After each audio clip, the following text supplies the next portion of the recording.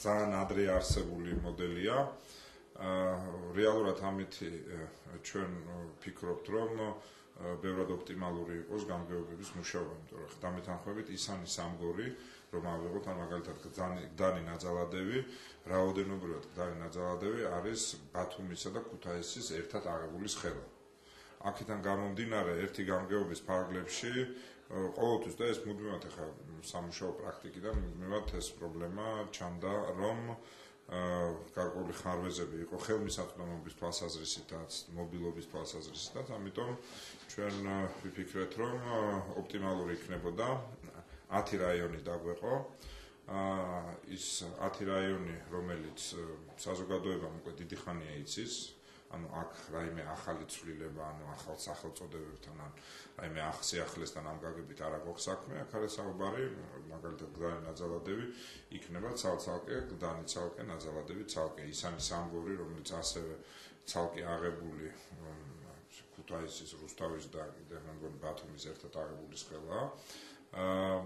აქაც გვაქვს საქმე იმასთან, რომ იქნება ცალკე ისანი, ცალკე სამგორი. და ასე შემდეგ. ანუ ეს ცვლილება, ჩემის აზრით, მოგცემს შესაძლებლობას გამგეობის დონეზე და გამგეობა არის და მუნიციპალიტეტი რგოლი, რომელიც ყველაზე ახლოს არის მოსახლეობასთან, მოსახლეობის პრობლემების უფრო ოპერატიული, უფრო სწრაფი გადაჭრის შესაძლებლობა გქონდეს. თუ არის გათვლილი უკვე ბიუჯეტი, იმიტომ რომ ალბათ იქნება ცვლილება ქალაქის ბიუჯეტი. დიახ, ცვლილებებთან ერთად ბიუჯეტიც იქნება წარდგენილი. არ იწოს ეს რაიმე დიდ საბიუჯეტო, ჩვენ უბრალოდ მაქსიმალურად ვცდილობთ, რომ არ იყოს დიდი დანახარჯები ადმინისტრაციული ამ გაგებით, მაგალითად იქ შესაძლებელია გამგეობის შენობა, ისევე როგორც მომსახურების ანუ front office, რასაც უძახიან, საერთოდ არჩეს, ამიტომ ვფიქრობ, რომ მინიმალური იქნება ამ გაგებით დანახარჯები. საკრებულო უნდა დამოკიდეს ეს ცვლილებებით რაღაც წინააღმდეგობას თქვა თან ჩავარდნას. ჩავარდნას არ ვიცი, არ ველოდები, მე უმრავლესობასთან საკითხი გავლილი გვაქვს საკრებულოს დონეზე, წინააღმდეგობას, როგორც ყველა სხვა დანარჩენ საკითხზე, ალბათ საკრებულოში ოპოზიცია და ცენტრალურ დონეზე მთავრობა წინააღმდეგობას ალბათ გაუწევს. თუმცა ეს კომპეტენცია საკრებულოსია და მას პარლამენტი არ ჭირდება და აქედან გამომდინარე, სწორედ დღეს ამ ესე ვთქვათ, კანონპროექტის ცვლილების ინიცირება მოხდა საკრებულოში. და რაც შეეხება ჯორჯ როთერენ ფლაუერს, თქვენ დღეს როგორც ცნობილია, მე ისე გაფრთხილება მათ. მოგეხსენებათ 2013 წლის 1 იანვრისთვის თბილისის ძველ საზღვრებში, აქ ხას უსვამს ძველ საზღვრებს, იმიტომ რომ 2006 წლის ბოლოსთვის თბილისის საზღვრები გაფართოვდა, ძირითადად შემოგარენების სოფლების ხარჯზე და შესაბამისად ეს იქ საერთოდ წყლისა და კანალიზაციის ინფრასტრუქტურა საერთოდ არ იყო, ამიტომ ორად დაიყო თავის დროზე კონტრაქტი, ერთი იყო 1 იანვარი 2013 წლის და აქ ასე ვთქვათ, ვალდებულება იყო 24 საათიანი წყლის მომარაგების, ხოლო შემდეგ უკვე 2 წლის შემდეგ არის შემოერთებულ სოფლებზე. სწორედ ამიტომაც ჩვენ გავუგზავნეთ ოფიციალური წერილი ჯორჯ როთერენ ფლაუერს, იმისათვის რომ მოგვაწოდონ ტექნიკური აუდიტის დასკვნა, რამდენად შესრულებულია ეს ვალდებულება. კითხვები ბუნებრივია ჩვენ გვაქვს, თუმცა ტექნიკური აუდიტის გარეშე ძნელია ამაზე საუბარი, იმიტომ რომ ერთია რომ შეიძლება რომელიმე კონკრეტულ ადგილას ავარიის გამო და ზამთარში ავარიები ბევრია მოგეხსენებათ, შეიძლება არ მოდიოდეს წყალი, მაგრამ სისტემურად თუ არის ეს გადაჭრილი. ჩვენ მუდმივი მონიტორინგი გქონდა, არ დაგიმალავთ, რომ მთელი ამ წლების განმავლობაში არც თუ ისე ხავერდოვანი იყო ჩვენ შორის ურთიერთობა, იმიტომ რომ მუდმივად ჩვენ გქონდა პრეტენზიები, რომ ვადებს ვერ დაიცავდა კომპანია, კომპანიას თავის შეხედულებები ჰქონდა, ვერ ვიტყვი ისე ხელაღებითაც, რომ მათ ისინი არ მუშაობდნენ ამ მიმართულებით, მთელი რიგი ასე ვთქვათ, სატუმბი იქნება თუ რეზერვუარები და ასე შემდეგ ინფრასტრუქტურის გაჯანსაღების მიმართულებით ნაბიჯები გადაიდგა, თუმცა რამდენად ეს ვადებში არის შესრულებული, ტექნიკურმა აუდიტმა უნდა შეამოწმოს. ამიტომ ჩვენ მოვითხოვთ ტექნიკური აუდიტის დასკვნა და ველოდებით უკვე და შემდეგ იქნება კონტრაქტით გათვალისწინებული მოქმედებები. გასაგებია. თინა ხიდაშელის ინიციატივაზე უნდა გითხოთ აუცილებლად საუბარია ნავთისა და ელექტროენერგიის გადასახადის გამოჩენაზე და საბავშვო ბაღებში გადასახადის გაუქმებაზე. პარლამენტი ამ ინიციატივას სავარაუდოდ მიიღებს და დამეთანხმებით ალბათ რომ ამ იდეას თბილისელებით მოიწონებენ. თქვენ რა სიტყვით ამ ინიციატივას? პირველ რიგში ერთმანეთთან გავყოფილი სხვადასხვა თემა მოგეხსენებათ, მიუხედავად ერთი ქალბატონის ინიციატივა პარლამენტში. პირველ რიგში მე დასუფთავებას რაც შეეხება, ჩვენი პოზიცია არის შემდეგი და სხვათაშორის დღეს პრესას რო გადავავლე თვალი, ბევრი ექსპერტი, რომელიც თავისთავად შეიძლება ამ არსებული დარიცხვის პრინციპის მიმართ არ იყო კეთილგანწყობილი, მაგრამ ხას უსვამდა და ჩემი პოზიციაც ეს არის. არც ერთ შემთხვევაში არ უნდა მოხდეს მისი გაძვირება. დამეთანხმებით ალბათ რომ მოსახლეობისთვის მთავარი არის რამდენიც იხდი და არა ვთქვათ როგორ იხდი. აქედან გამომდინარე მე მზად ვარ კონსულტაციებისთვის, იმიტომ რომ ყველა შესაძლო ვარიაციაში რაც მე მოვისმინე, ყველა შესაძლო ვარიაციაში მოსახლეობის მნიშვნელოვან ნაწილს გაუძვირდება. და ამაზე პოლიტიკურ პასუხისგებლობას აიღებს თინა ხიდაშელი და ქართული ოცნება. მაგრამ მე არ მინდა რომ ეს საკითხი იყოს რაღაც პოლიტიკური, ესე ვთქვათ, ერთმანეთთან პოლიტიკური ბრალდებების საგანი. სწორედ ამიტომაც მე 2 დღის წინ მქონდა საუბარი პარლამენტის თავმჯდომარესთან, ვანახე არგუმენტები და შესაბამისად თხოვე რომ ეს საკითხი იყოს განხილული კომპეტენტურ დონეზე. მე არ მაქვს იმის ილუზია, ვინაიდან ეს პოლიტიკური გადაწყვეტილება და უმრავლესობა შეუძლია ეს პოლიტიკური გადაწყვეტილება მიიღოს, როგორი იქნება დარიცხვის მეთოდი, ეს მათი საქმეა. ბუნებრივია კანონი როგორც იქნება, შესაბამისად საკრებულო და მერიაც ისე იმოქმედებს, მაგრამ აქ მინდა აღვნიშნო, რომ თუ ეს მოსახლეობას მძიმე თვირთად დააწვება, ამის პასუხისგებლობა მათ თავად უნდა აიღო. და ჩემი ვალდებულება ამ შემთხვევაში არის გავაფრთხილო, ავუხსნა, იმიტომ რომ თქვენ კარგად ხედავთ რომ მთელ რიგ საკითხებში დღევანდელი ხელისუფლება ისე როგორც უმრავლესობა არ იყო მზად და შესაბამისად მთელ რიგ სფეროებში როცა ჩაიხედეს, ნახეს რომ არც ისეა საქმე როგორც მათ აქამდე ეგონათ. აქედან გამომდინარე მე ერთადერთ რამეს ვითხოვ, არის ის რომ დავსვდეთ და რაციონალურად გადავწყვეტოთ ისე საკითხი, რომ მოსახლეობას მძიმე თვირთად არ დააწვეს, მოსახლეობას არ გაუძვირდეს. ეს უნდა იყოს ფუნდამენტი. თუ ამაზე ჩვენ შეთანხმდებით, მე დარწმუნებული ვარ, მოვიფიქრებთ ისეთ მეთოდს, რომელიც ერთის მხრივ მოსახლეობისთვის იქნება მისაღები და მისაღებში ერთადერთ რამეს გულისხმობს არის არ უნდა გაუძვირდეს და მეორე ხარისხი დასუფთავების არ უნდა გაუარესდეს, გაფუჭდეს, იმიტომ რომ მე აბსოლუტურად ყოველგვარი პოლიტიკური მიკერძოებულობის გარეშე შემიძლია ვთქვა, რომ დასუფთავება და თბილისის სისუფთავე არის ის ერთ-ერთი მნიშვნელოვანი მონაპოვარი, რომელთაც ჩვენ უნდა ვევამაყოთ უკანასკნელ წლებში. თუ არის შესაძლებელი რომ გამიჯნა მოხდეს ისე, რომ ტარიფმა არ აიწიოს, თქვენ რატომ არ გააკეთეთ ეს? ანუ წინა საარჩევნო ძალიან ბევრს ლაპარაკობდნენ, რომ თბილისის მერიამ შესაძლოა ეს გააკეთოს, თქვენ ამით მოიგებთ ამორჩევლის გულს და ეს იქნებოდა ერთგვარი პიარ ნაბიჯი თქვენი მხრიდან. ამიტომ პასუხობთ, რომ ეს ესე მარტივი არ არის. ამორჩევლის გულს მოიგებთ მხოლოდ იმ შემთხვევაში, თუ ეს გაიაფება მოყვებოდა. და ყველა სხვადასხვა მეთოდის დანერგვის შემთხვევაში, განსაკუთრებით სულადობრივის დანერგვის შემთხვევაში, მოსახლეობის მნიშვნელოვან ნაწილს და ხას უსვამ ყველაზე დაბალ შემოსავლიან ნაწილს დასუფთავების გადასახადი გაუძვირდება. გაუძვირდება და სწორედ ამიტომაც მე ყოველგვარი პოლიტიკური იმების მიღმა წინა საარჩევნოდ არ მივიღეთ ეს გადაწყვეტილება, იმიტომ რომ არასწორი იქნებოდა და მე ვთვლი რომ ჯერ კიდევ ჯობია მოსახლეობას აუხსნათ, დაუდოთ ყველა შესაძლო ვარიანტი, როგორი შეიძლება იყოს და ამოსავალი წერტილი სწორედ ეს უნდა იყოს, რომ არ გაძვირდეს. რაც შეეხება თვითონ სულადობრივ გადასახადს, სულადობრივი გადასახადი არის თავისი არსით არქაული გადასახადი, თავისი არსით ის არის ავტორიტარული გადასახადი. სულადობრივი გადასახადები არსებობს მსოფლიოში მხოლოდ ავტორიტარულ ქვეყნებში და ეს არის საბჭოთა გადმონაშთი, იმიტომ რომ სულადობრივი ავტომატურად გულისხმობს, რომ ადამიანი სადაც დაიბადება, იქ უნდა ეცხოვრა და იქ უნდა მომტარიყო, მისი მობილობა, შიდა ქვეყნის მობილობა იყო ჩახშობილი, როგორც საბჭოთა კავშირში. არ ვიცი გახსოვთ თუ არა, ერთი ადგილიდან მეორეში გადაწერა იყო ჯვარცმა, იმდენად რთული იყო ეს და ამაზე იყო აგებული სულადობრივი. დღევანდელ მობილურ საზოგადოებაში, თანამედროვე საზოგადოებაში, სადაც შიდა საქალაქო მიგრაცია არის ძალიან მაღალი, სადაც შიდა ქვეყნის მიგრაცია არის ძალიან მაღალი, სადაც ობიექტური პრობლემებიდან გამომდინარე იმის გამო რომ ჩვენ ოკუპირებული გვაქვს ორი დიდი რეგიონი და ბევრი დევნილია ამ ქალაქში შიდა მიგრაციას ესეც აძლიერებს სულადობრივი გადასახადი ყოველთვის იქნება არასწორი, არაზუსტი და ყოველთვის მოიტანს პრობლემებს. გარდა იმისა, რომ ბინადრობასთან მიღებული სულადობა არ არის აღრიცხული და ვერც აღრიცხავ ამას იმის დონეზე, რომ ადამიანი თავისუფალია. მაგალითად თქვენ შეიძლება ერთ მისამართზე ხართ რეგისტრირებული ბავშვებიდან, მაგრამ სხვა მისამართზე ცხოვრობთ. და არ ამგონი რომ ახალ მისამართზე გადმორეგისტრირებული ყოფილიყო. არ არის ვალდებულება, შეგიძლია ესქნა ადამიანმა, შეგიძლია არ.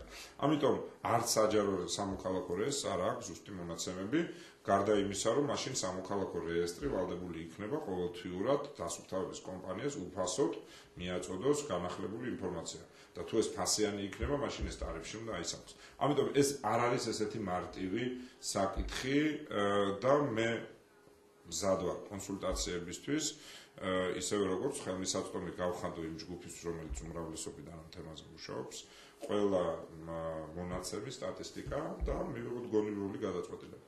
გასაგებია. ვაუჩერების თემაზე გადავალ. როდესაც თქვენ დაიწყებთ, თქვით რომ უნდა დაიწყოთ ვაუჩერების დარიგება, მთავრობაში თქვეს რომ ისინი მოსახლეობას შეურაცხყოფას ვაუჩერების დარიგებით არ მიაყენებენ და რომ თქვენ გქონდათ 9 წელი იმისთვის რომ თუნდაც ელექტროენერგიის ტარიფი დაგეწიათ 3.5 თეთრამდე. ეს არის ხადურის პასუხი თქვენს ინიციატივაზე. თქვენ რას უპასუხებთ? რატომ შეხვდა ასეთი რეაქცია, რატომ გქონდა მთავრობას ამ ინიციატივაზე? მარტივი მიზეზის გამო გქონდა, იმიტომ რომ არაკომპეტენტური ხალხი მოვიდა, ჩაიხედა, მოხვდა ცხვირში, ნახეს რომ არავითარი რესურსი არსად არ არის და დავანებოთ ხალხის მოტყუებას თავი, კონტრაქტის გადაწერით, ვალდებულებების ჩამოწერით, იმიტომ რომ ინფრასტრუქტურა არ გაუმჯობესდეს ამ ყველაფრის ხარჯზე, ძლივ-ძლივობით 3 თვის მოახერხეს 3 თეთრით. გაიაფება ისიც ხაზი მინდა გაუსვა თბილისის მაგალითზე. ეს ეხება მხოლოდ და მხოლოდ თბილისის 65%-ს. 400,000 აბონენტიდან 55,000 აბონენტს ეს არ ეხება. ანუ 300 კილოვატ-საათზე მეც ვინც წვავს, მას ეს არ ეხება თბილისში. და შესაბამისად რეგიონებშიც. აქედან გამომდინარე, ჩვენ კარგად დავინახეთ, რომ არც ახალი ხელისუფლების მოსვლის შემდეგ ლარით ბენზინი არ გაიაფებულა. როგორც ამას იძახდნენ, რომ თითქოს ეს მაღალჩინოსნების ჯიბეში მოდის. არც დენი გაიაფებულა, ისე როგორც მათ წარმოედგინათ და კარგად ვნახეთ, რომ ეს ვნახეთ ასევე გაზი და სამარცხვინო ვიზიტი წინ გაკეთებული და შემდეგ გაკეთებული პრემიერ-მინისტრის განცხადება, რომ თურმე შიდა რეზერვებს უნდა ვეძებოთ და ის სამარცხვინო შანტაჟი ჩვენი მეზობელი და პარტნიორი ქვეყნის, რომელიც შეღავათიანად გვაძლევს გაზის ფასს. ამიტომ დავანებოთ იმ საკითხებით სპეკულირებას თავი, სადაც არც ცოდნა გაქვს, არც გამოცდილება და არც ექსპერტიზა. სინამდვილე არის ის, რომ საკმაოდ ესე ვთქვათ, ტარიფების ნაწილში ვერც ვერაფრის გაიაფება ვერ მოხდა და ჩვენ შევთავაზეთ მოსახლეობას იმ წირის შესაძლებლობების პირობებში, რომელიც იცით, რომ თვითმმართველობის ბიუჯეტის მიმართ ცენტრალურ მთავრობას და ფინანსის სამინისტროს მუდმივად ესეთი დამოკიდებულება აქვს, რომ მაქსიმალურად ცდილობს შესაძლებლობის ფარგლებში გაკრიჭოს, გაპარსოს და ნულს გაუთანასწოროს, ჩვენ მოვახერხეთ და სწორედ შევთავაზეთ 100 ლარიანი ვაუჩერი ყველა თბილისურ ოჯახს და პლუს ამას 40,000 სოციალურად დაუცველ ოჯახს შევთავაზეთ ზემოდან 150 ლარი. რას ნიშნავს ახლა ეს? ეს იმას ნიშნავს, რომ მათ შორის დასუფთავებაზე ვცელდება, ეს არ ვცელდება მარტო დენზე, ეს ვცელდება დენსა, წყალსა და დასუფთავებაზე და ნიშნავს იმას, რომ ყოველთვიურად 8 ლარ ნახევრით ნაკლებს გადაიხდის თითოეული თბილისელი აბონენტი. ანუ თუ თქვენ 30 ლარი მოგდიოდა თვითარზე, გადაიხდით 22 ლარს, უბრალოდ 21.5-ს.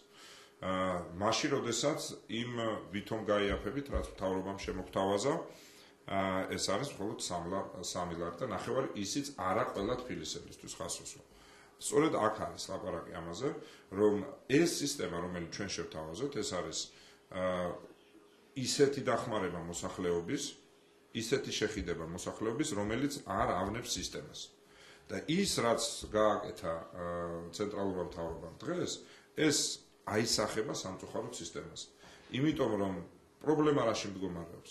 ჩვენ ისედაც და ასედაც ელექტროენერგიის შესყიდვა, იმიტომ რომ ელექტროენერგიის მოხმარება იზრდება ქვეყანაში, დაგჭირდება. შესაბამისად, თუ ჩვენ ახალი სიმძლავრეები ქვეყანაში არ შევქმნით და ამაზე პრაქტიკულად ყველაფერი გააჩერა ცენტრალურმა მთავრობამ, ყველა ჰესის მშენებლობა, კი დეკლარირებულად მინისტრი იძახის ხოლმე რომ უნდა გაკეთდება, მაგრამ სინამდვილე ის არის, რომ შეგიძლიათ წახვიდეთ ყველა მშენებლობა ნახეთ, რომელიც მიდიოდა გაჩერებულია, ჩვენ დაგჭირდება ელექტროენერგიის შესყიდვა. შესყიდული ელექტროენერგია იქნება ძვირი და შეწონვის შემთხვევაში დავდგებით წელიწადნახევრის ან 2 წლის თავზე გარდაუვალი აუცილებლობის წინაშე გავზარდოთ ფასი. მეორე, ის სამი თეთრი, რომელზეც ცენტრალური მთავრობა გველაპარაკება, მოგვიტანს იმ პრობლემას, რომ რეინვესტირება არ მოხდება სისტემაში. ჩვენი ენერგოსისტემა არის საკმაოდ ძველი, მას ჭირდება განახლება მუდმივად და თუ მუდმივად გვექნება ავარიები, მოსახლეობისთვის დენი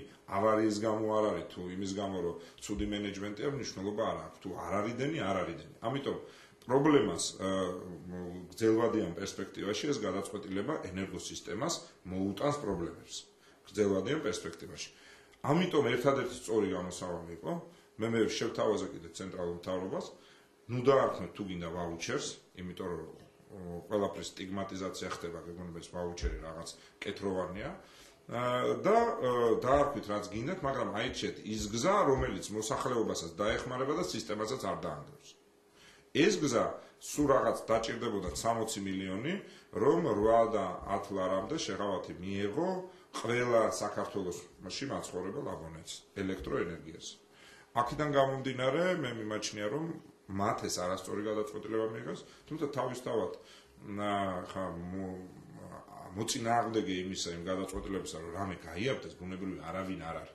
ეს არ არის არავის აკვიატებული იდეა, მაგრამ თავისთავად ყველაფერს აქვს თავისი ფასი. და თუ ჩვენ რაღაცას გავაიაფეთ, ვიღაცამ უნდა დაფაროს ეს ფული.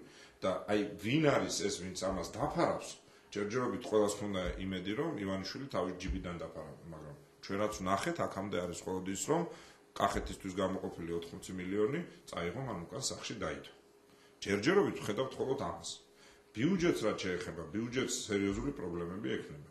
იმიტომ რომ 6%-ზე დაგეგმილი ეკონომიკის ზრდა სინამდვილეში აი ამ მენეჯმენტით, რა მენეჯმენტითაც დღეს მიდის ქვეყნის მართვა, მაქსიმუმ შეიძლება იყოს 3%.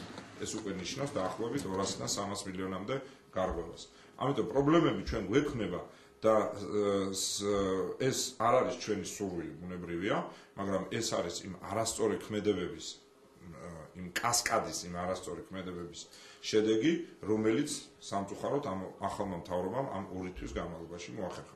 მე ამას არც ნიშნის მოგებით ვამბობ, ამას მე გულის ტკივილით ვამბობ, იმიტომ რომ ამ ხალხზე, იმიტომ რომ ვერავინ ვერ ჩამოყალიბდა, ვინსგან რა პასუხი უნდა მიიღოს ადამიანმა, რომ ვერ გაერკვა, ვერავინ დამფრთხალი ინვესტორების შემოbrunებით ვარ, მე პირადად დაკავებული და ბევრი ჩვენი თანამშრომელი, იმიტომ რომ არ გვინდა რომ შენებლობა შეჭირდეს, არ გვინდა რომ რამე გაჩერდეს, იმიტომ რომ ეს ყველაფერი აისახება თითოეული ადამიანის ცხოვრებას.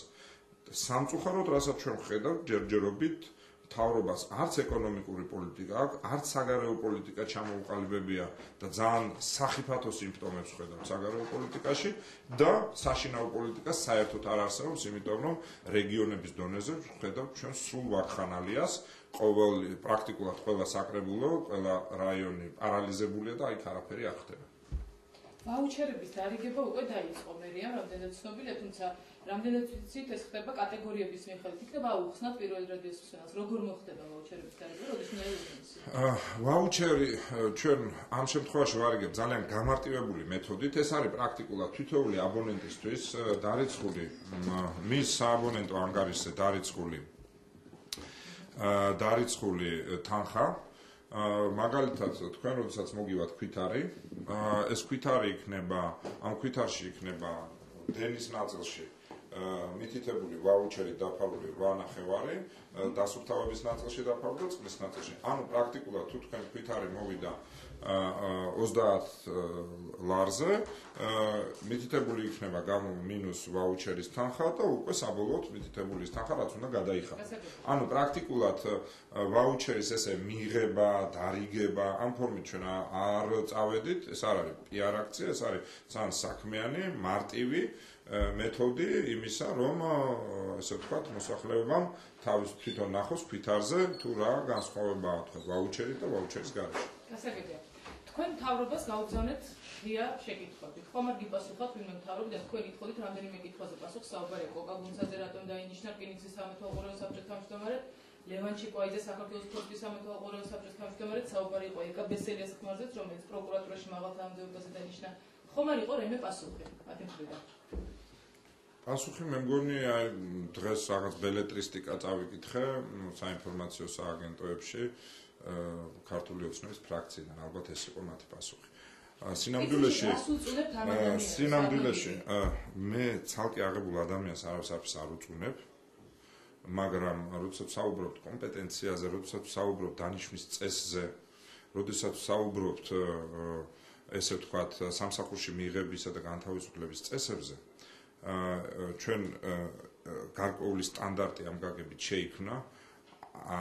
ახალი მთავრობა მთლიანად უარსამობს კონკურსებზე, მეტიც ამ კანონის გაუქმებასაც აპირებენ.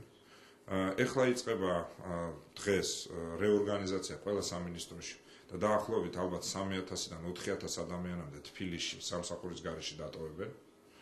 და კონკურსის გარეშე მიღება ნიშნავს საკუთარი პარტიული აქტივისტების მიღებას, საკუთარი ნათესავების მიღებას, საკუთარი ბიძაშვილების მიღებას და ამის მაგალითები ზევით მაღალ დონეზეა უკვე და შესაბამისად მაღალი ალბათობით ეს იმას ნიშნავს, რომ ქვედა დონეზეც ანალოგიური მოხდება. ზუსტად ამაზე აქვს ლაპარაკი, რომ მე არ მჯერა, მიუხედავად იმისა, რომ ის შეიძლება ბრწყინვალე მოჭიდავე იყოს, არ მჯერა, რომ ადამიანის უფლებებს დაიცავს ის პოლიციელი, რომელსაც ელდარ კურტანიძე არხის. იმიტომ რომ მას და მის გვერდზე ადამიანის უფლებების კონცეფცია საერთოდ არ ჩაუღია.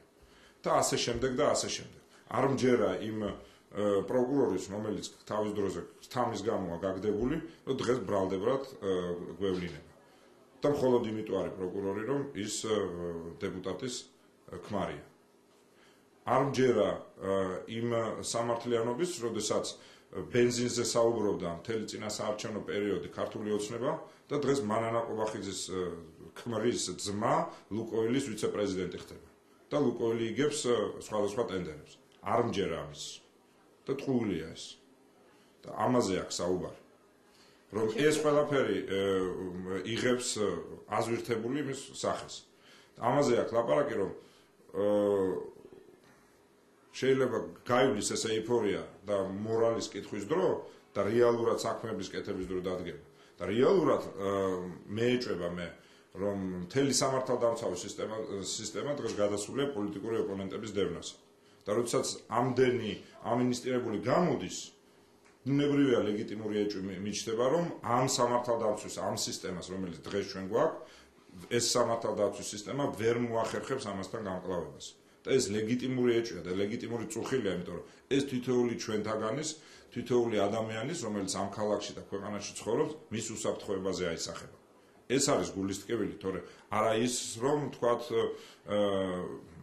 თუ ჩვენ გვექნებოდა საუბარი, თუნდაც იგივე ხან დასუფთავების თემა იქნებოდა, თუ როგორ უკეთესად მოვაწყოთ ქვეყანა. ამაზე არავინ არ ვიჯერებს დღეს. დღეს ჩვენ რაღაც ქარის წისქვილებს ვებძვით, რაღაც წარსულის ქიმერებს ვებძვით და სინამდვილეში არის ის, რომ ქვეყნის ეკონომიკა არის პრაქტიკულად პარალიზებული. ჩვენ შევდივართ ძალიან მძიმე რეცესიაში, რაც თითოეული სამწუხაროდ ჩვენი თანამოქალაქის ცხოვრებაზე აისახება. გასაგებია, ლუკა კურტანიძეს რაც შეეხება დღეს ლევან ჩხაიძის გადაცემის სპორტი პირველზე სტუმარი იქნება და ჩვენ შეკითხვას პირდაპირ ეთერში დავუშვან. აი სპორტის გადაცემაში უნდა იყოს და ძალიან კარგიც იქნებოდა და მას როგორც სპორტსმენს მე მიუხედავად იმისა, რომ მისი პოლიტ თუ სხვა ტიპის შეხედულებებისგან ფუნდამენტურად განსხვავებული შეხედულებები არაფერი მასთან მე საერთო გასაყოფი არ აქვს. აქ არის ლაპარაკი იმას, რომ არ შეიძლება ამ სოფხედველობის და ამ გამოცდილების ადამიანი და სოფხედველობა ძალიან კონკრეტულ რამეს გულისხმობს. მის წინასაარჩევნო რიტორიკას ასწავლებს. არ შეიძლება ესეთი ადამიანი სამართალდამცავ სისტემას ზრდიდეს. მივიღებთ ქვეყანაში ანომალიას. ანომალიას, იმიტომ რომ მისი აღზრდილი ის იქნება, რომ პოლიციელი აუცილებლად იქნება ქსენოფობიური, იმიტომ რომ თვითონ არის ადამიანი, რომელიც აფრქვევდა წინასაარჩევნოდ ამ ქსენოფობიას. და თუ რამემ შეიძლება ეს ქვეყანა დაღუპოს, არის სწორედ ქსენოფობია. და ეთნიკურობაზე ხაზგასმა და ეთნიკურობით, ესე ვთქვათ, მანიპულირება. ბოლო რამდენიმე დღის განმავლობაში ძალიან აქტიურად საუბრობენ იმაზე, რომ მერის სამსახურში თქვენი ფანაპარტიელები დაინიშნენ. რას უპასუხებთ? ეს პასუხი იყო სწორედ მაგაზე. რომ ჯერ ამიხსნან კრიტერიუმები, რა პრინციპით არის რკინიგზის თამეთვალყურეო საბჭოს თავმჯდომარე დანიშნული კოკა გუნცაძე, ჩიკვაიძე ფოსტის თავმჯდომარე და ასე შემდეგ და ასე შემდეგ კიდე უამრავს მოუყვები კიდე თუ გნებავთ და შემდეგ ილაპარაკონ ამ თემებზე. ჩვენ დიახ ვადასტურებთ. ჯერ ერთი კანონის ფარგლებში ჩვენ გვაქვს ამის უფლება, მეორე ოპოზიციურ პარტიას, ამ შემთხვევაში ნაციონალური მოძრაობა არის ოპოზიციური პარტია, იმ წირის შესაძლებლობებით რაც ჩვენ დაგვრჩა, ბუნებრივია მე ყველაფერს გავაკეთებ, რომ ყველა კომპეტენტური ადამიანი, რომელიც სხვადასხვა დროს, სხვადასხვა ადგილებში მუშაობდა, გამოვიყენო ქალაქის საკეთილოდ. ამას ვაცხადებ ღიად, დაუფარავ. აი არგუმენტები კოკა გუნცაძესთან დაკავშირებით, რა უნდა მას რკინიგზაში და რას აკეთებს, აი ეს არგუმენტები უკვე წარმოადგენს მინიმუმ კოვზანაძე და მაქსიმუმ ივანიშვილი. თქვენ უკვე ახსენეთ წერილი, რომელთაც მოგმართათ ქართული ოცნება თბილისმა. სადაც გთავაზობენ, რომ ხათუნაუჩეურის ადგილზე განიხილოთ რომან კუსიანის კანდიდატურას. საერთოდ თუ განიხილოთ ამ ინიციატივას მათი მხრიდან მოწოდებულს? ბელეტრისტიკასთან დაკავშირებით არ ამგონი, რომ კომენტარი უნდა გავაკეთო. გასაგებია. თქვენს მოადგილეზე შოთა ხიზანიშვილზეც მინდა გკითხოთ, როგორც ცნობილია, ამნისტია მასაც შეეყო და დარჩა ერთი ბრალდება, მისი ადვოკატი იმედოვნებს, რომ მას გაათავისუფლებენ. თქვენ რა ინფორმაცია გაქვთ ხიზანიშვილის საქმესთან დაკავშირებით? ხიზანიშვილი არის უკანონო პატიმარი და ეს პროკურატურა ძალიან კარგად იცის. ხიზანიშვილი დააპატიმრეს იმის გამო, რომ ამითი ესე ვთქვათ დაეშანტაჟებინათ მერაბიშვილი და მე. მას იმ საქმესთან რა ბრალდებაც წაუყენეს, საერთოდ შეხებაც არ აქვს. არც იმის აუცილებლობა არსებობს, რომ ის წინასწარ პატიმრობაში ყოფილიყო. მე რამდენადაც ვიცი, ამ ახალ დამოქმედებული ამინისტიით ის ორი მუხლიდან ერთი მუხლი მას ბუნებრივად ეხსნება, იმიტომ რომ ის მუხლი ამინისტიაში ხდება და სამსახურებო უფლებამოსილების გადაჭარბება, ესე ვთქვათ, ეხლა ცნობილი მუხლი 333 ყველა სტანდარტით, არც ერთი სტანდარტით წინასწარ პატიმრობას არ იმსახურებს. ამიტომ მე არ ვიცი, ბუნებრივია რა გადაწყვეტილებას მიიღებს სასამართლო, მაგრამ რამდენიც მე მქონდა ადვოკატებთან საუბარი, აპირებენ სასამართლოს შუამდგომობით მიმართვა, რომ აღკვეთი ღონისძიების სახით წინასწარი პატიმრობა სხვა ალტერნატიული ფორმით შეეფარდოს. რაც შეეხება გამოძიებას, იქნება ეს ხიზანიშვილის მიმართ თუ ნებისმიერი სხვა პირის მიმართ. ისე ვიმეორებ ამას ცალსახად. რა თქმა უნდა, ყველა გამოძიება შეიძლება ჩაატარო. სამწუხაროა, რომ იმდენი კომპეტენცია ამ ახალ შემადგენლობას პროკურატურისას არ იყო, რომ ეს გამოძიება ობიექტურობის ფარგლებში წარემართათ, იმიტომ რომ საერთაშორისო ყველა სერიოზული შეფასებით დღეს საქართველოში რაც ხდება არის არა მართლმსაჯულების ზეიმი, არამედ სელექციური მართლმსაჯულება. სელექციური მართლმსაჯულების პრობლემა არის ის, რომ სხვა დრო, სხვა ვითარებაში ეს ხალხი აღმოჩნდება საბრალდებო სკამზე. და ასე ვივლით ჩვენ სპირალზე და ასე ვივლით ჩვენ ერთ ადგილზე დავტკეპნით ერთ ადგილს და ასე არ განვითარდება ქვეყანა. აი ეს არის პრობლემა. აქედან გამომდინარე, ყველაზე ცუდი რაც აი ამ, ესე ვთქვათ, დაპატიმრებების თუ დაკითხვების სერიას აქვს, რომ ეს არ ტოვებს არც ერთ ნაწილში. შეიძლება არაკომპეტენტურობის გამო, შეიძლება იმის გამო, რომ უბრალოდ რეტრიბუციასთან გვაქვს საქმე და არა მართლმსაჯულებასთან, არ ტოვებს რეალური სამართლიანი მართლმსაჯულების განხორციელების არც ერთ ნიშანწყალს არ ატარებს. სელექციური ეს მართლმსაჯულება არის, თუმცა ისე ვიმეორებ, ამ კონკრეტულ შემთხვევაში თქვენ რაც მითხარით, მე იმედს ვიტოვებ, რომ წინასწარი პატიმრობა არ იქნება შეფარდებული, იმიტომ რომ ორი თვე გამოძიებისთვის საკმარისი იყო და დანარჩენი უკვე გამოძიებაზე და სასამართლოზე იქნება თუ როგორ დასკვნას გამოიტანს სასამართლო. ყოფილი და მოქმედი მაღალჩინოსნების დაკითხვის ფონზე პარლამენტი მუშაობს ამნისტიის კანონპროექტზე. ცნობილია, რომ ნაციონალური მოძრაობა იყო ამისი კატეგორიული წინააღმდეგი, თუმცა პარლამენტმა დაიწყო ახალ 80 კაციან სიაზე მუშაობა. მამალაძე, გიორგაძე, ბიძაძე, კოჭოიასგვარები ფიგურირებს ამ ამნისტიაში. აუცილებლად კიდევ იქნება ეკაბესილიას ეყოლება ნანა კაკაბაძეს კლიენტები თავის საადვოკატო საქმიანობიდან, ასე რომ ეს სია გაიზრდება და ჩვენ მუდმივად ესე ვთქვათ ახალი პოლიტპატიმრები გამოჩნდებიან საიდანაც ადამიანები, რომელთაც პოლიტიკას საერთოდ შეხება არ აქვს. მე საერთოდ გაუგებარია ჩემს რუსეთის მოქალაქე საქართველოში პოლიტპატიმარი საერთოდ რანაირად მოხდა რო არის იმას რო თავი დავანებოთ ჯაშუშების განთავისუფლება არაფრით არ შეიძლებოდა, პედოფილების განთავისუფლება არაფრით არ შეიძლებოდა, ნარკო მოვაჭრეების განთავისუფლება, ასე შემდეგ და ასე შემდეგ, მაგრამ ეხლა ამითი მხოლოდ ერთ რამით დარწმუნდება საზოგადოება. დარწმუნდება ის, რომ ეს პროცესი, რომელიც დიდი ჟარზეიმით დაიწყო ახალმა უმრავლესობამ, დამთავრდება ჩვეულებრივი პოლიტპატიმრების ბიზნესით. ანუ ეს ჰუმანური აქტი, იმიტომ რომ მათ თქვეს, რომ თქვენ ჰუმანურ აქტზე თქვით თუ არა. რომელ ჰუმანურ აქტზე ლაპარაკი? მე ჩამოვთვალ, ჰუმანური აქტი არის არა ერთ ქვაბში ყველას ჩაყრა, არამედ ინდივიდუალური შესწავლა. არავინ არ იყო წინააღმდეგი იმისა, რომ გაფართოებულიყო ის კომისია, რომელიც შესაწყალებელთა სიას წარუდგენდა პრეზიდენტს შესაწყალებლად, მათ შორის ჩართულიყო უმრავლესობა, მათ შორის ჩართულიყო თვითონ კაკაბაძე იქნებოდა თუ ბესელია, ინდივიდუალურ რეჟიმში განეხილათ ყველა ეს საქმე, 190 საქმის განხილვა შეიძლება ციფრებით ბევრია, მაგრამ არც ისე ბევრია ყოველ შემთხვევაში, რომ ვერ მოეხერხებინა და შესაბამისად ინდივიდუალურ რეჟიმში გაგვიარა და თუ რაიმე კითხვის ნიშნები იქნებოდა, წარდგენილიყო ესა თუ ის პიროვნება შეწყალებაზე. ეს იქნებოდა სწორი. მაგრამ ეს რა ფორმითაც გაკეთდა, ეს ფორმა და საერთოდ გაუგებარია ჩემს მეორე სიის, რატო ეს ვთქვათ გვეჩქარებოდა, ფული გვაქვს აღებული და მოდი ეხა სტრაფად ეს გავაკეთოთ და მერე ეხა მოდი პოსლეზე ვინც მოვა მერე იმათთვის მერე მეორე პარტია პოლიტპატიმრების მოვიფიქროთ თუ რა? გასაგებია. აი რა ლოგიკას ეფუძნება ეს? ხო არანაირი ლოგიკა არ არის. გაგვიარა ეს ინდივიდუალურად, ისე ვიმეორებ, მათივე მონაწილეობით, თუ მათ თქვათ სხვა პირების ვინც შეწყალების კომისიაში მათი ნდობა არ აქვს, დამჯდარიყო ეს ხალხი ჰონორარიც მიგვეცა მაღალი დატვირთვით ემუშავა, 24 საათი ემუშავა და მაქსიმუმ შეიძლება ერთი კვირაც კი არა, ამდენ ხანზე უფრო მალე მოხდებოდა და ინდივიდუალურად განიხილავდა, შეიწყალებდა თუ შესაწყალებელი იქნებოდა, ხო? ეს არის სწორი ფორმა. სხვა ყველა არის უბრალოდ პოლიტიკური შოუ, რომელიც ასევე არაფერს არ მოუტანს ქვეყანას, იმიტომ რომ ამ ყველაფრის შედეგი ჩვენ ნელ-ნელა სამწუხაროდ ვიგრძნობთ, რომ დღევანდელი სამართალდაცვის სისტემა არ არის იმ სიმაღლეზე, რომ გაუმკლავდეს იმ კრიმინალების წყებას, რომელიც, ეს უკვე აბსურდის თეატრიც აღარ არის. ეს უკვე სამარცხვინოა.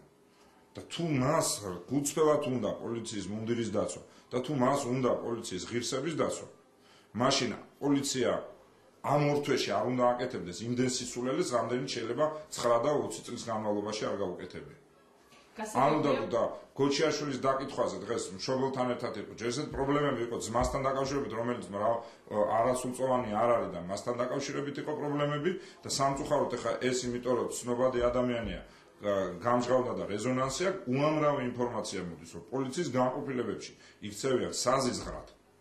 იმიტომ რომ სამწუხაროდ ამ ხალხმა ვინც მოიყვანეს, არ იციან მუშაობა სხვანაირად. და ეს სუდისმეც არაფერს არ მოუტანს ჩვენს ქვეყანას. და ამას მე გულის ტკივილით ვამბობ. ამას მერაბიშვილიც გულის ტკივილით ამბობდა. იმიტომ მართლა სირცხვილია ხალხმა მერაბიშვილს დააბრალო პოლიციის დისკრედიტაცია და ღარიბაშვილი იცავდეს პოლიციას. ეს რომ მელიაროს საქათმის დარაჯა დააყენო დაახლოებით მაგაზინში. გასაგებია, პირველი რადიოს ეთერში ახლა რეკლამის დროა, ჩვენ რამდენიმე წამში ისევ დაბრუნდებით, ასე რომ დაგველოდეთ. პრეზიდენტი, ქალაქის მერი, თვითმმართველობები, თუმცა თქვენი ოპონენტები ამბობენ ხშირად, რომ თქვენს პარტიას ემუქრება გაქრობას უწინასწარმეტყველებენ. ამბობენ იმასაც, რომ შეიძლება ეს პარტია გაიყოს ეგრეთ წოდებული ლიბერალებად და კონსერვატორულთად. რა ხდება რეალურად ნაციონალურ მოძრაობაში? ნაციონალურ მოძრაობაში მიდის რეალურად გადაფასების პროცესი, მიდის გაჯანსაღების პროცესი, იმიტომ რომ ბევრი 10 წლიანი მმართველობის შემდეგ ბუნებრივია და მით უმეტეს ეს 10 წელი არ იყო, ესე ვთქვათ, იავარდით მოფენილი, ეს იყო ურთულესი წლები ჩვენი ქვეყნის ისტორიაში. ეს იყო, შეგახსენებთ, აჭარის სამართლებრივ სივრცეში შემოbrunების წელი, პერიოდი. რაც უმნიშვნელოვანესი მოვლენა იყო ბოლო 10 წლეულების ასლან აბაშიძის განდევნა აჭარიდან. შემდეგ ეს იყო ურთულესი პერიოდი რეფორმების, რომელმაც შეიძლება ზოგი სამართლიანად, ზოგი უსამართლოდ, მაგრამ ძალიან ბევრ ადამიანს შეეხო, მაგრამ ეს იყო აუცილებელი რეფორმები, რომელიც ქვეყნის მოდერნიზაციას სჭირდებოდა. ეს იყო ბევრი შეიძლება სწრაფი გადაწყვეტილება, რომელმაც შეიძლება ესე ვთქვათ, საზოგადოების ძიმე რეაქცია გამოიწვია, გულისხმობ იგივე 7 ნოემბერს. ეს იყო რუსეთთან უთანასწორო ბრძოლის, მაგრამ მაინც ქვეყნის სუვერენიტეტის და დამოუკიდებლობის შენარჩუნების პერიოდი. ეს იყო ბევრი შიდა თუ გარე გამოწვევის პერიოდი, მაგრამ ამიტომ ამ 10 წლიან პერიოდს, ესე ვთქვათ, გადაფასება ჭირდება. სად იყო პლუსები, სად იყო მინუსები, სად ფუნდამენტურად არასწორად მოვიქეცით, სად ფუნდამენტურად სწორედ მოვიქეცით და სწორი მიმართულებით, მე ვთვლი, რომ ქვეყანა სწორი მიმართულებით წავიდა და განვითარდა. ამიტომ ნაციონალურ მოძრაობაში ბუნებრივია ერთ-ერთი პროცესი, რაც არის სწორედ იმ ყველაფრის გაანალიზება, რაც ამ 9-10 წლის განმავლობაში ნაციონალური მოძრაობის მმართველობის ქვეშ ხდებოდა და მეორეს მხრივ ბუნებრივია დაფუძნებით იმაზე, რაც უდავო მიღწევა იყო, რა იყო შეცდომა და შესაბამისად თავარია ჩვენ საზოგადოებას ვანახოთ, რა იქნება ნაციონალური მოძრაობა მომავალში. ჩვენ არ ვართ პარტია, რომელიც მხოლოდ წარსულზე ილაპარაკებს და წარსულის მიღწევებით. ჩვენ ვიქნებით ერთადერთი პარტია საქართველოს ისტორიაში, რომელიც ხელისუფლებიდან წასვლის შემდეგ არ გამქრალა და შეგახსენებთ, რომ რგვალი მაგიდა ხელისუფლებიდან წასვლის შემდეგ გაქრა, შემდეგ მოქალაქეთა კავშირი ხელისუფლებიდან წასვლის შემდეგ გაქრა. ამ გაგებითაც ნაციონალური მოძრაობის ვედისწერა, რომ მან შექმნას ახალი სტანდარტი ოპოზიციაში. ის სტანდარტი, რომელიც სამწუხაროდ ამ 10 წლის განმავლობაში ამ ოპოზიციამ ვერ შექმნა, იმიტომ რომ ჩვენ რეალურად გვიწევს ახალი სტანდარტის შექმნა ოპოზიციაში. ეს იქნება ოპოზიცია, რომელიც არასდროს არ იქნება სახელმწიფოს ოპოზიცია, არასდროს არ წავა დეკლარირებულ მტრებთან გარიგებაზე, მაგრამ ეს იქნება ოპოზიცია, რომელსაც ექნება წყობრი ხედვა, დაფუძნებული იმაზე, რაც ჩვენ მივახციეთ და ბუნებრივია იმ შეცდომების ანალიზით, ახალი იდეების შეთავაზებით, რაც ჩვენ წარმოგვაჩენს საზოგადოების წინაშე პარტიად და ჩვენი ამოცანა სწორედ დღეს ეს არის, თუ როგორი იქნება ნაციონალური მოძრაობა მომდევნო პერიოდში. რა იდეების მატარებელი, რა ღირებულებების მატარებელი ექნება თუ არა მას შესაძლებლობა მოიზიდოს ახალი ხალხი. სხვათა შორის ამ გაგებით მე მივესალმებ პრეზიდენტის გადაწყვეტილებას და პირველ რიგში ანდრო ბარნოვის გადაწყვეტილებას, არის სულად ახალი ადამიანი პოლიტიკისთვის, რეგიონისთვისაც, მიუხედავად იმისა, რომ იმ რეგიონიდან არის წარმოშობით და იქ დაბადებული და გაზრდილი, ეს იმას ნიშნავს, რომ ჩვენ გვაქვს როგორც პარტიას იმის უნარი მოვახდინოთ რევიტალიზაცია, ვიარსებოთ და ჩვენი იდეები შევთავაზოთ საზოგადოებას. შემდეგ საბოლოო ჯამში საზოგადოების გადასაწყვეტია, რომელ პარტიას დაუჭერს მხარს, მაგრამ ჯერჯერობით ჩვენ ვხედავთ მხოლოდ ერთ, რომ განახლება, განვითარება, ახალი სისხლის შემოდინება, ახალი კადრების შემოდინება ხდება ნაციონალურ მოძრაობაში და ქართულ ოცნებაში ჯერჯერობით არაფერი არ ხდება. იმიტომ რომ მოყავს შევარდნაძის დროინდელი მინისტრები, უფრო იმის იქით დროინდელი დეპუტატები, ვერ ვხედავთ ერთიან იდეოლოგიურ პლატფორმას, სად მიყავს, საით მიყავს ქვეყანა ამ ხალხს, ამას ვერ ვხედავთ და რა შემადგენლობით აპირებენ მართვას, იმიტომ რომ დღევანდელი მთავრობის შემადგენლობა დამეთანხმებით ალბათ, რბილად რომ ვთქვათ, კრიტიკასაც ვერ ვუძლებთ, ეს არის ადამიანების ჯგუფი, რომელიც საერთოდ ვერანაირ გადაწყვეტილებას ვერ იღებს, ვერც ცუდს და ვერც კარგს. ამიტომ ამ გაგებით ჩვენ ვართ მზად ჯანსაღი ოპონირებისთვის და ეს იქნება პარტია, რომელსაც აქვს მომავალი, იმიტომ რომ ამ პარტიას აქვს წარსული. იმიტომ რომ ჩვენ გავა პერიოდი ეს ეიფორია გადაივლის და ვიქნებით ერთადერთი პარტია საქართველოს ისტორიაში, რომელსაც ექნება სათქმელი, რომ ჩვენ დროს გაკეთდა ეს ხიდი, ჩვენ დროს გავიდა ახალი გზები დაიგო, ახალი ინფრასტრუქტურა შეიქმნა, გაათმაგდა პენსია. საქართველოს როგორც საერთაშორისო იმიჯი აბსოლუტურად სხვა სიფრთხეში გადავიდა. ასე შემდეგ და ასე შემდეგ. უამრავი რამ რისი სათქმელიც იქნება. მათ შორის ის რომ დღეს 4.5 მილიონი ტურისტით დაასრულა წინა წელი საქართველოს.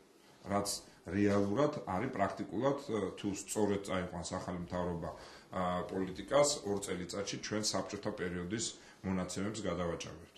ეს არის რეალური შემოსავალი ხალხისთვის, ეს არის რეალური დასაქმება ხალხისთვის. ამიტომ მე ვთვლი რომ ამ გაგებით ნაციონალურ მოძრაობას რა თქმა უნდა აქვს სერიოზული მომავალი და საერთოდ ის დისკურსი რომელსაც სამწუხაროდ ჩვენი მთავრობა გვთავაზობთ თვითონ ეს არის ანტისახელმწიფოებრივი რომ თქვენ რიტორიკაზეა დამოკიდებული პროკურატურასთან რიგები მეაღვშენებლობა მინდა და თქვენი რიტორიკა არ მაძლევს ამის საშუალებას ოპოზიცია ყოველთვის იარსებებს საქართველოს არც ჩრდილოეთ კორეა არ გახდება არასდროს და არც სხვა მსგავსი ქვეყანა აქედან გამომდინარე ჯობია ოპოზიციასთან ბრძოლას მთავრობამ ყველაზე ეფექტური საშუალება აი მინდა უფასო რჩევა მივცემ ყველაზე ეფექტური საშუალება ოპოზიციასთან ბრძოლის არის საკუთარი დანაპირებების შესრულება ჯერჯერობით ჩვენ ხედავთ რომ არც ერთი დაპირება წინა საარჩევნო არ სრულდება აი ეს არის პრობლემა და თუ მათ უნდათ რეალურად ოპოზიციის დასუსტება თუ მათ უნდათ ის რომ მათ მყარად ესე ვთქვათ ჩამოაყალიბონ თავის პოზიციები გაიმყარონ პოზიციები არა ის იმ მეთოდებით რასაც ფინანსური პოლიცია დღეს აკეთებს და პროკურატურა ამითი ის რაც დაპირდი ხალხს უნდა შეუსრულო მეტი არაფერი არ არსებობს ამის სხვა წამალი ვინ იქნება ნაციონალური მოძრაობის კანდიდატი საპრეზიდენტო არჩევნებზე ვანო მერაბიშვილმა ჩვენთან სტუმრობისას თქვა რომ ის შესაძლოა იყოს კანდიდატი თუ ამას გადაწყვეტს პარტია თუ არის ამაზე საუბარი პარტიაში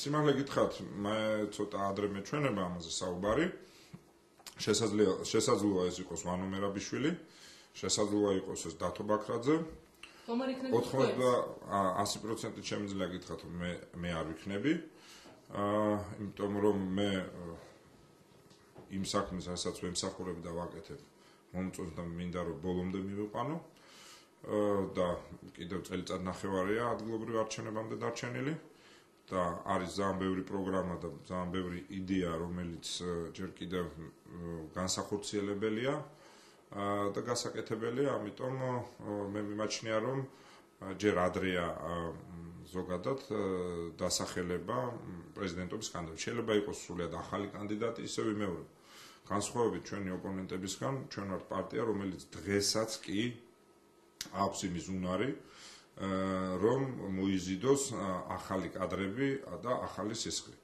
აქედან გამომდინარე ალბათ რამდენიმე თვეში პარტია ჩამოყალიბდება და აუცილებლად ნაციონალურ მოძრაობას ეყოლება კანდიდატი. ბატონო გიგი პოლიტიკურ წრეებში ძალიან ბევრს საუბრობენ იმაზე რომ სააკაშვილის წასვლის შემდეგ თქვენ იქნებით მთავარი სამიზნე. ანუ თუ გიგი უგულავა არ იქნება ნაციონალური მოძრაობის წევრი, მაშინ ნაციონალური მოძრაობა დამთავრდება. თქვენ თუ ხართ მზად ამ შემოტევისთვის? სათქვეს არ გამიგი. ივანიშვილის სამიზნე სააკაშვილი ყოველთვის იქნება, ასე რომ მე მისთვის ყოველთვის ნომერ მეორე ვიქნები სამიზნე. კარგი და რიყის თემასაც შევეხოთ. რატომ გახდა ასე პრინციპული, როგორ ფიქრობთ მთავრობისთვის რიყის პროექტი? და გაგრძელდება თუ არა საერთოდ? რიყე როგორც პარკი პრაქტიკულად დასრულებულია წელს გაზაფხულზე ალბათ დავასრულებთ. რაც შეეხება თეატრს, თეატრიც დასრულებულია პრაქტიკულად გარედან და შიგნით სამუშაოებისთვის სამწუხაროდ თანხები ჯერ არ არის. თუმცა ყოველგვარი დანახარჯების გარეშე ვფიქრობ, რომ რაღაც ერთგვარი ალტერნატიული თავისუფალი მუსიკალური თუ შემოქმედებით სივრცეთ ის შეიძლება ზედმეტი თქვათ შიდა რემონტების გარეშეც ჩამოყალიბდეს. აი როგორც კი დასრულდება ეს გარე სამუშაოები, სავარაუდოდ ის ასეთ სახეს მიიღებს. რაც შეეხება რატომ არის დაინტერესება ასეთი მაღალი ცენტრალური მთავრობის, მე ტელევიზორში ჩანდა რიყე და ქალაქის ცენტრალური ტერიტორია ბუნებრივია. თორე პრინციპში სამსახური არ არის მერიაში, სადაც რომელიმე მაკონტროლებელი თუ გამომძიებელი უწყების შიკრიკები არ ისხდნენ და არ ქექავდნენ. ამიტომ ხან ასე რიყეს ცალკე არ გამოვყოფთ. რაც შეეხება რიყეს და ზოგადად ბევრ ასეთ ადგილს მე ძალიან მარტივი შეკითხვა მაქვს. რა იყო მანამდე, გინდა იურიდიულად და გინდა ვიზუალურად და რა არის ახლა. იურიდიულად რიყე იყო დაახლოებით 20 საკადასტრო ერთეულად დაყოფილი, პირდაპირ გაგებით პრიხვატიზირებული.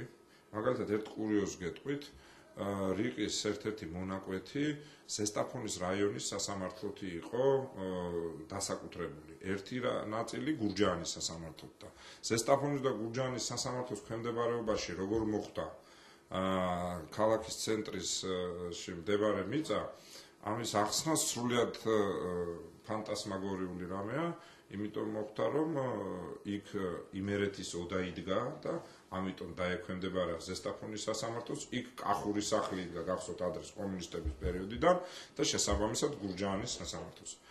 აი ამ სამართლიანობის აღდგენაზე საუბრობს დღეს ჩვენი ძვირფასი ახალი მთავრობა. და შედეგი არის ის, რომ მაშინ იყო ის დახუხულებული რაღაც უგემოვნო გაუბედურებული ადგილი, დღეს ის არის თბილისელების ერთ-ერთი ყველაზე საყვარელი ადგილი და რაც თავარია თუ საკუთრებაზე და იურიდიულ ნაწილზე ვსაუბრობთ, მაშინ იყო პრიხვატიზირებული, ეხლა არის სახელმწიფო საკუთრება. სახელმწიფო საკუთრება, არა რომელიმე კერძო პირის, რომელიმე მაღალჩინოსანი საკუთრება, არამედ სახელმწიფო საკუთრება. და ამითი ყველა წერტილი არის დასმული. ანალოგიური მილიონი მაგალითი შემიძლია მოვიყვანო, რომელსაც დღეს იძიებენ, არა მარტო თბილისში. მაგალითად იქ ანაკლიაზე მქონდა ამის წინ საუბარი ერთ-ერთ წარმომადგენელთან. უთხრა სად წავიდა მეთქი, აბა სადაა ის მიწა? სახელმწიფო საკუთრებაში. მე აბა რა გინდა მეთქი იმისგან რასაც სახელმწიფოს დაუტოვა, ხო? დღეს სახელმწიფო შენ წარმოადგენ. კი ბატონო, შენ შეგიძლია სხვანაირად განკარგო. მაგრამ ფაქტი არის, რომ ვერცერთ შემთხვევაში ამას წინ იყო ერთი პოლიციელი დაიჭირეს კახეთში. და მანქანები წაართო ბიზნესი. ლოგიკური შეკითხვა დავუსვე. სად არის დღეს ეს მანქანები? სახში წაიღო? არა, დღეს ხარიბაშვილის უწყება დადის ამ მანქანებს. ანუ სახში არ წაუღია.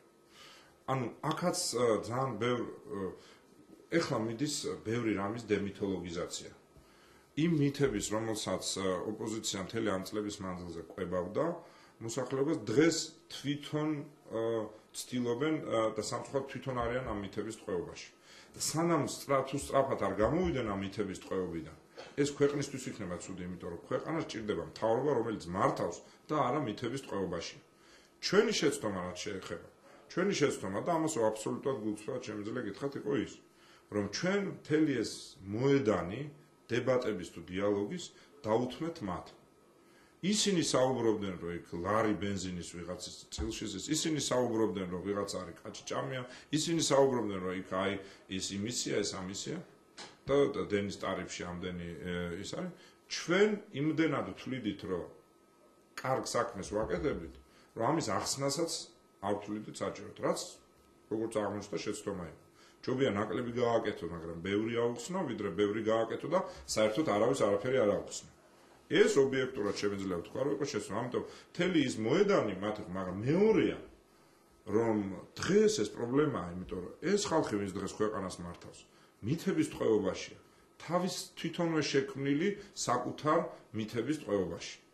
და ჯერ ტყვეობაში ხარ და შემდეგ თუ ესე გაგრძელდა, ამ მითების მძევლები აღმოჩნდებიან თვითონ.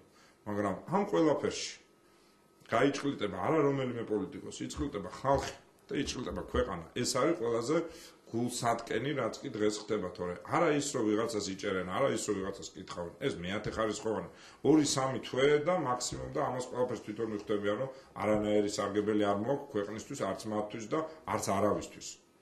და ამას ყველაფერს დაესმება, მეგონებრივია, ფიქრობ, რომ წერტილი ძალიან მალე. გასაგებია, დიდი მადლობა, რომ იყავით პირველი რადიოს სტუმარი. თქვენ უსმენთ თბილისის მერს გიგი უგულავას, პირველი რადიოს საინფორმაციო სამსახური ეთერში ზუსტად 18 საათზე დაბრუნდება, ასე რომ დაგველოდეთ. ნახვამდის, დიდი მადლობა.